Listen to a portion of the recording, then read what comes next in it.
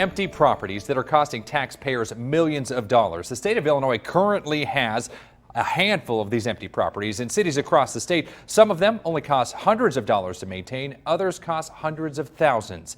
And tonight's News Channel 20 is working for you special report. I spoke with city officials about the problems that these properties are creating in addition to costing taxpayers millions of dollars. It's an eyesore. A ghost town in the middle of two communities. The buildings and the structures that are sitting there, it seems to me that somebody could use them. Frustration and understatement. Contact The Walking Dead and have them film because the buildings have become so dilapidated.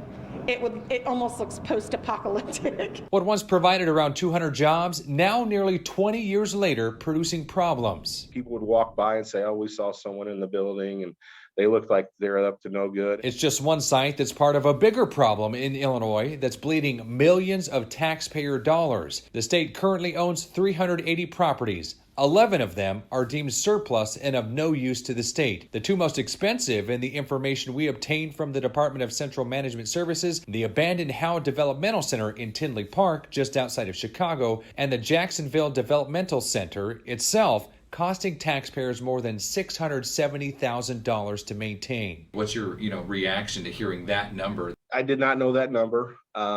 They've been good to work with. However, I think that money could be utilized as far, as taking down some of those buildings. To think that our money is going for nothing. Let's use it for something. That's kind of sick. So much could be done with it if you sold it off. But the hopes of repurposing these buildings now gone. Once you kick power, then bad things happen. The buildings aren't heated. The rain, the water gets into the basements, which don't get pumped. And then that creates a whole set of issues. In my estimations, they're not salvageable now. Now the mayor says enough is enough. And I get the city, as a municipality, we get asked for help all the time. So I understand a lot of it gets down to money. And I certainly respect and understand the state has its issues with that right now. But I think, when you walk away from something for this many years now, I think it's time to let's buckle up and let's get it together again and get it going.